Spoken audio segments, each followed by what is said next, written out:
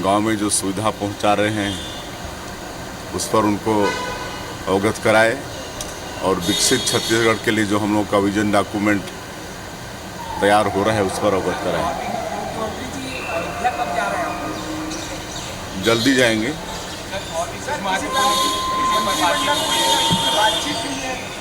नहीं, फिलहाल तो इतना ही बात हुई, ये सब अवगत कराना। लोकसभा अध्यक्ष के लिए दोनों पार्टी में अपने उम्मीदवार बता रहे हैं। अब देखिए, अभी तक तो आज़ादी के बाद लगातार लोकसभा अध्यक्ष का चुनाव निर्विरोध होता रहा है। कि पहली बार हो रहा है कि अध्यक्ष का भी चुनाव होगा, मतदान होगा, जो वाली बात विपक्ष की तरफ से हो रही है।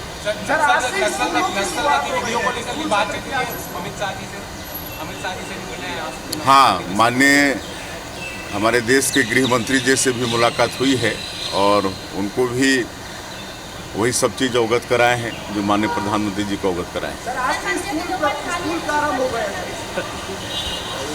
सीएम विष्णुदेव साय यही कह रहे हैं कि दिल्ली में जब वो गए तो उनकी क्या बात हुई और जो मुलाकात हुई उसके मायने क्या हैं।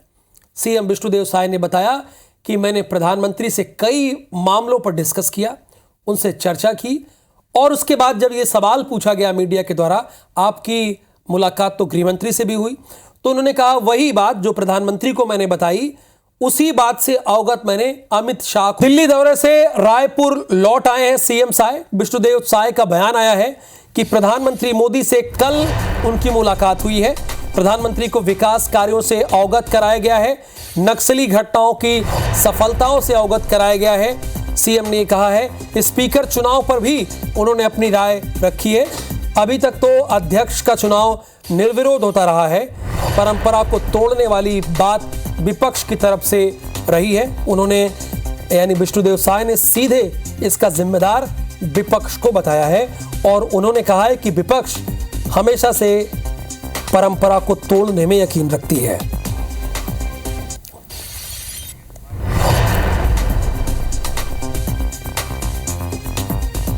कल हमारे देश के यशस्वी प्रधानमंत्री श्री नरेंद्र मोदी जी से मुलाकात हुई।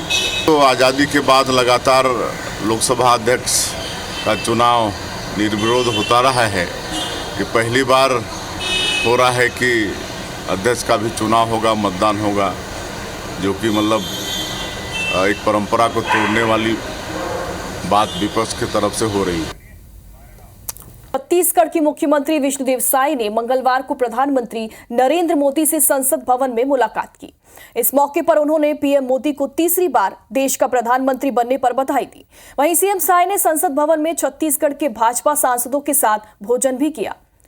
साथ ही लोकसभा स्पीकर के एनडीए उम्मीदवार ओम बिरला से भी उन्होंने मुलाकात की। प्रधानमंत्री से मुलाकात की बात करें तो सीएम साय ने प्रधानमंत्री को अमृतकाल छत्तीसगढ़ विजन 2047 विजन डॉक्यूमेंट के बारे में जानकारी देते हुए बताया कि इसका निर्माण राज्य नीति आयोग की ओर से किया जा रहा है, जिसे 1 नवंबर को राज्य की जनता को समर्पित किया जाएगा। मुख्यमंत्री ने बीते 6 महीने में माओवादी विरोधी अभियानों में की गई कार्रवाई की जानकारी भी इस दौरान दी। नियत नल्लानार योजना के बारे में भी जानकारी देते हुए सीएम साय ने बताया कि इस योजना के तहत नक्सलियों के आधार को कमजोर करने, शासन प्रशासन और ग्रामीणों के बीच आपसी विश्वास बहाली का काम किया जा रहा है। और इस योजना के तहत वर्तमान में 23 कैंप खोले गए हैं, जिनमें से 90 गांव शामिल हैं और भविष्य में 29 कैंपों को शुरू करने की योजना है। सीएम साय ने राज्य में संचालित योजनाओं के बारे में भी पीएम मोदी को जानकारी दी। साथ ही केंद्र से छत्तीसगढ़ में विकास के लिए सहयोग भी मांगा गया।